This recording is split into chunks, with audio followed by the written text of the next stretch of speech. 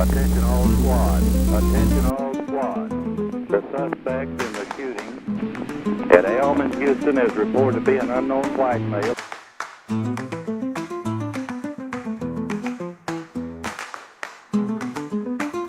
Weight 165 pounds. Reported to be armed with what is thought to be a .30 caliber rifle.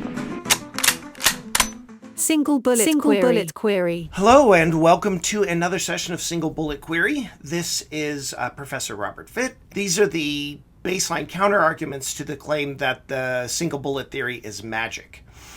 Remember, this is a counterargument baseline video, so this is a basic overview concerning some of these issues. It may omit certain versions of arguments or aspects of arguments that you think are fundamental.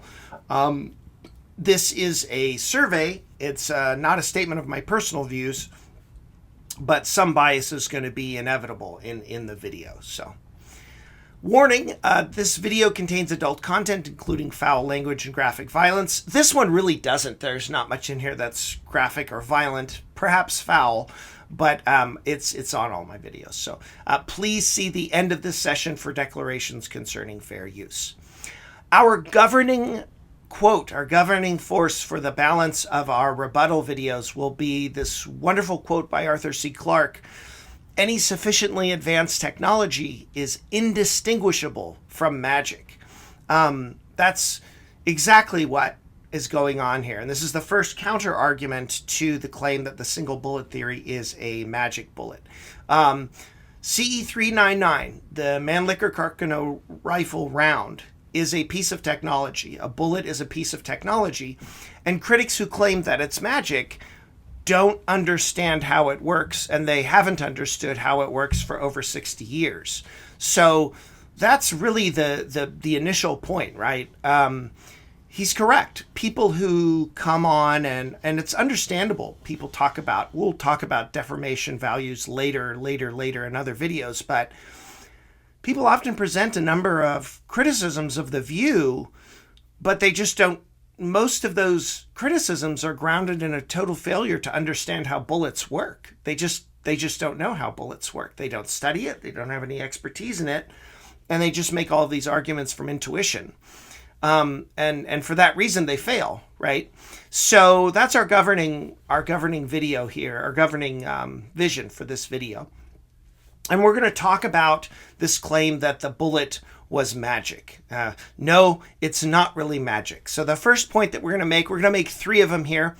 The first one is that it is simply false to claim that the single bullet theory is magic. It's just false to say that the theory propounded by the Warren Commission and then reaffirmed by the HSCA is one that prescribes events that exceed the laws of nature. This is just false, right? In fact, the method and the substance of the study of the laws of nature, science, is what tells us that the single bullet theory is provisionally true.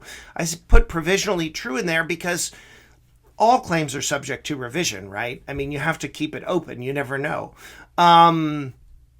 But the single bullet theory conforms to the laws of nature. It conforms to the laws of logic. It conforms to the laws of mathematics. It doesn't exceed them in any way. So this is just false, right? It's just not what someone is talking about when they say the magic bullet theory. Now, when they say the single bullet theory, my goal there was to be as charitable as possible. And when somebody says, the single bullet theory is false, or they just address it derogatively as the magic bullet, they don't really mean that necessarily. But I'm trying to be as charitable as possible. It's called the principle of charity. It's also called Steelmanning. It's when you try to give the best possible version of an argument to your opposition. And that way, if you do that properly, then when you rebut the opposition, then you know you've rebutted the best possible version of their argument. I just want to give an example of this. It was an exchange that I saw online between two people, and it was this guy who said something like, "Oh, there's no such bullet that travels all funny and comes out perfect and blah blah blah," And another guy just responded, CE399 does not do any of those things. Nobody says that the theory is not that the bullet does that weird graphic, right? That's not even what the theory proposes. The theory doesn't propose that the bullet comes out looking perfect, right? And this guy responded, somebody put, so CE399 doesn't do any of those things. The magic bullet theory says it doesn't say it does any of those things. And the guy responds, exactly, right? Like it was a big turd sandwich, right? Like, you're right, it doesn't. And it's like, no, you've missed the point. You're talking about a different theory, right? We're not talking about that theory. Let's say you've got clean and wash, right? These two people who I always use. And Clean asks Wash, what's your favorite JFK assassination book? And Wash is like, I can't narrow it down to one. I got a whole bunch. And so Clean says, well, just give me your top three. So he goes, okay, Crossfire, the Kennedy assassination by Peter Knight, and Accessories After the Fact, right? And then that's what Wash says. And then Clean goes, you think Crossfire is the best assassination book ever? You're crazy. Accessories is more well-researched. And Wash says, I didn't say it was the greatest ever. I just said it was one of my top three. And then Clean just keeps on going. Come on, Clean. Crossfire? Are you joking? And come on, Wash. Crossfire? Are you joking? And he's like, I didn't say that. I don't think it's the best. This isn't a view that I was holding, right?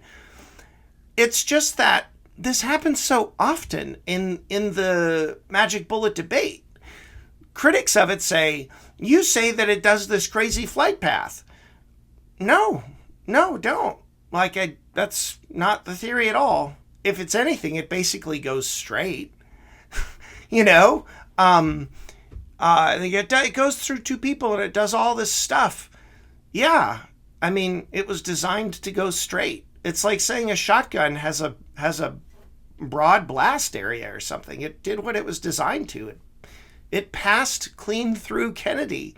That's what those rounds were designed for. So I have to confess, I don't get it. I don't get why people say that it exceeds the laws of nature, because it doesn't.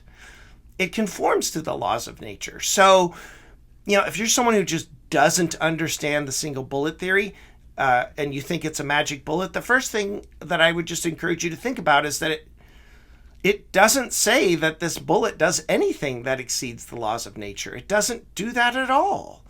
Okay. So let's not get off course here.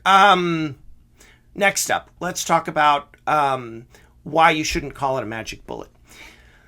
Second of all, this is a fallacious thing to do. It's a fallacy. So fallacy is a mistake in reasoning, and they're usually mistakes because they can lead to results. They're more likely to lead to results that are false or conclusions that are false, right? So in this case, when you say it's the magic bullet theory, you're committing a fallacy called poisoning the well. And that's when you get an arguer to accept or reject a position, a conclusion, on the basis that you kind of present negative information about it beforehand, before the idea is in fact presented. That's why they call it poisoning the well. The audience hasn't yet heard the position, but you shit all over it. And so it tends to make people dismiss the later claims made by that person or that idea. That's why they call it poisoning the well. The reason why this is fallacious is because insulting an idea or mischaracterizing an idea doesn't make the idea any more or less valid. It has nothing to do with it, right? Look, you may think that a certain policy is stupid, right? You can call a policy stupid. That's great. But is it stupid, right? Like, it's one thing to call something a name. It's another thing to ask whether that's actually true of the theory. And so when someone says, oh, this is the magic bullet theory, people who know nothing else about the single bullet theory, other than that name, just automatically assume it must apply. And we'll talk why in a minute, or why they may in a minute. It's just false, right? It's just calling something a name. Now, you'd want to just push this off, right? And say, okay, technically it's poisoning the well, but you could really get to the to the merits of the theory pretty quickly. The problem is you can't, and this has to do with propaganda, or what Aristotle calls pathos. And I've got a lot of slides in here. I don't know that I'll use all of them because I want to kind of get this out. But basically, when you call the single bullet theory, the magic bullet theory, it's kind of a form of propaganda. It interdicts rational debate. It causes the brain to prejudge the issues. Let me talk about Aristotle for a smidge, right? And then we'll get into it. Aristotle divides speakers into kind of three categories. And one of them is their credibility.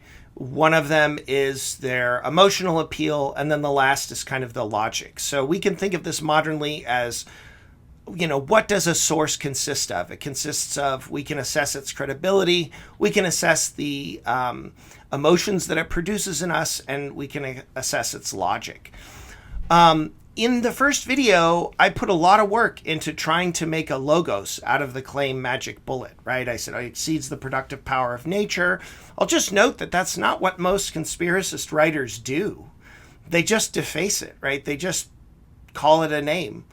And that's apparently supposed to go proxy for an argument. It's supposed to be in place of why it's, a sound evaluation. But in calling it magic, it's also a very, very pernicious form of pathos, right? What it does is it's a very subtle emotional framing of the debate. And what it conveys is this idea that people who support the single bullet theory are somehow swindlers. They're cheats, they're shills, and they're here to fool you, right? Which is ironic because I'm not making any money off of this, right? It also appeals to someone who wants to feel like they're not the sort of person who would be taken advantage of or manipulated, right? Sometimes people are more convinced by narrative than they are by argument. In fact, many times that's true, right?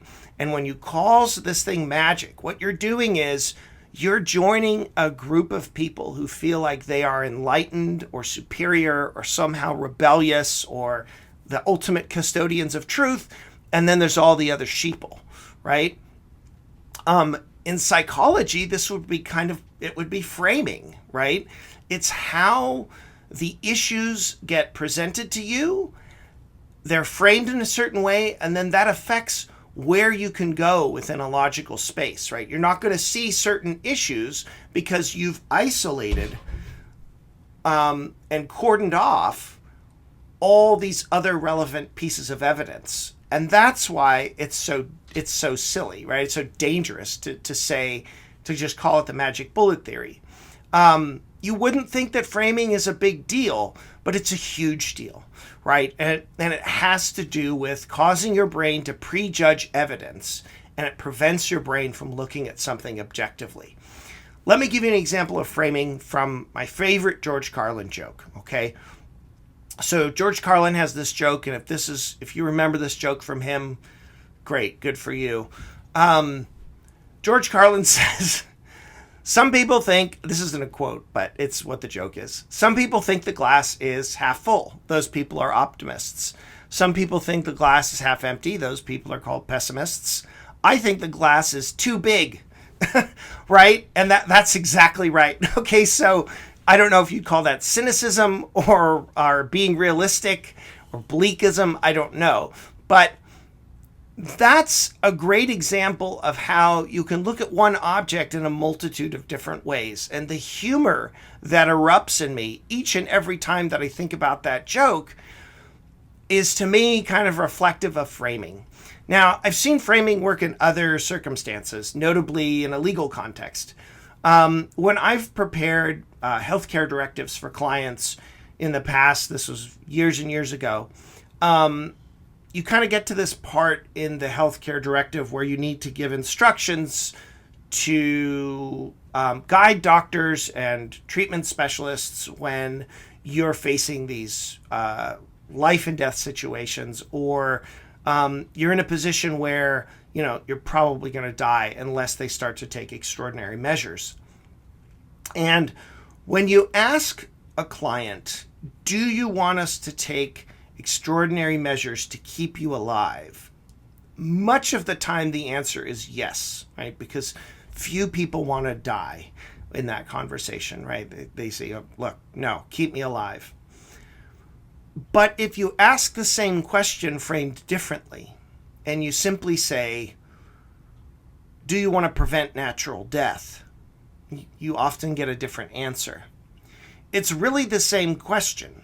It's just framed in a different way. And so you can see this with regard to things like debates over reproductive rights. Someone will say, this is an issue about pro-life. When that happens, it automatically confines the perspective of the arguer to a certain family of arguments, and they just sort of dismiss anything else. And when somebody says this about the magic bullet, what they usually are bringing with it is a bunch of baggage about them being superior, and they're not going to buy an official line, which is hilarious, because in my experience, most of the time when I'm talking to someone about the single bullet theory, this isn't always the case, but in many, many cases, they just don't know much about the theory. They don't know what it claims. They don't know. They might know a list of criticisms, but they don't understand how none of those criticisms meet the theory, right? None of them, much of the time anyway, touch the theory. They're talking about something else entirely. So it's really important. Framing is really important because it's how your mind begins to see an issue. And so when people call it the magic bullet, it's kind of a joke, right? The magic bullet. But you've already made up your mind at that point. And that's incorrect because you're prejudging the evidence. Now, you can still not believe it, but you need to listen to the arguments first and the evidence first. And the problem is when you call it the magic bullet, your brain is automatically more inclined to dismiss the evidence. It's kind of like when people are grading a paper and you're trying to study, like you're doing a test. You want the beginning of the test to be as neat as possible and the end of the test to be as neat as possible. Why? If you are a grader and you look at the first couple of problems and there's all these erasures and the writing's all messy, you kind of get a sense just based on what the paper looks like. This is like maybe a C or a D. That's not necessarily true, but there is something to this, right? I've graded enough papers and enough logic exams to know that sometimes I look at a paper and I just think, this is an A.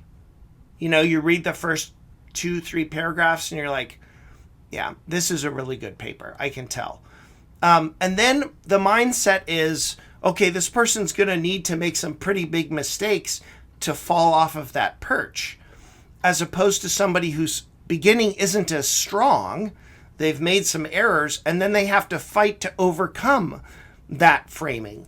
So it's just important. Framing really matters. And when you think that the magic bullet theory is an attempt to swindle you, and this is an issue of democracy and subverting the social order of the United States, or this is an issue about justice, or this is an issue about personal superiority, then the only person that you're screwing over is yourself, right? Congratulations, you've played yourself, right? It's like you've made it about a conviction that you have instead of just what happened, right? It should just be about what happened because we want to know what happened. We want to maximize our true beliefs and minimize our false ones. That's the goal. I don't care much beyond that. I don't know that it necessarily says anything or has to say anything about democracy or justice or anything like that. It's just what is the most likely thing to have happened historically? Okay, that's what I want to know. And so when you inject your identity into it and you inject a kind of hierarchical view, like I'm better than someone, I know better than these people, they don't know, you are more likely to make mistakes, right? Because you are now arguing with emotion. You are not arguing with reason. You are not making a logos. You are somehow defending a pathos. And you'll just never argue somebody out of that hole. You just never, ever will. If you're not using reason to acquire a position, then you will never be able to use reason to get out of it. That's the worry here, right? You're just not going to be able to overcome that sort of narcissistic self-importance. It makes me think of a great quote from Friedrich Nietzsche. Convictions are more dangerous enemies of truth than lies. And boy, is that true, right? Boy, is that true. When the brain is convinced of something, there's virtually no end to the lengths that it will contort reason to reach that end. And so that's really, really, really important, right? This is just a debate about what's most likely to have happened historically.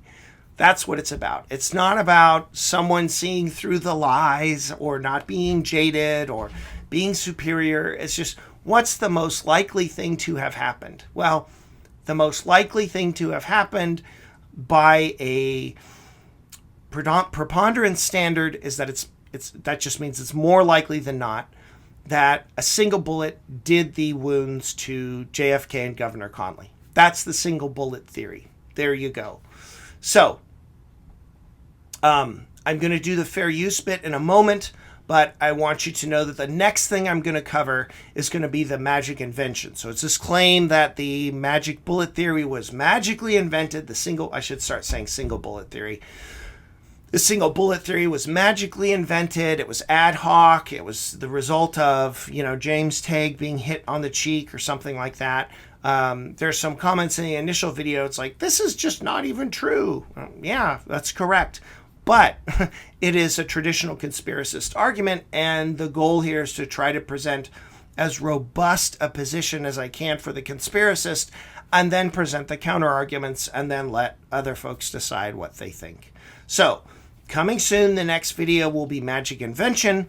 In the meantime, you can stick around for the fair use bit. Fair use. The preceding material is provided for educational and informational purposes only. It is not monetized, and it is used strictly for pedagogical purposes, without any commercial application or remuneration of any kind whatsoever. As such, any use of copyrighted material herein constitutes fair use as defined under Section 107 of the U.S. Copyright Act and relevant case law. This use meets the following fair use criteria. 1. Purpose and character of the use. The material is used exclusively for non-commercial educational purposes, including learning, analysis, research, commentary, and scholarship. It is transformative in nature, meaning it adds new meaning, value, or context, rather than merely replicating the original work. 2. Nature of the copyrighted work. Any copyrighted material used comes from published works and is employed in a way that promotes education and critical engagement, rather than simply copying creative or unpublished content. 3. Amount and substantiality of the portion used. Only the amount necessary for educational and analytical purposes is included. No excessive or unnecessary portions of the original work are used, and efforts are made to avoid reproducing the heart of the work. 4. Effect on the market value of the original work. The use of copyrighted material does not replace or compete with the original work in any market, nor does it negatively impact its value or potential sales. If you are a copyright holder and believe that any content does not meet the criteria for fair use, please contact us at singlebulletquery@gmail.com to discuss an appropriate resolution.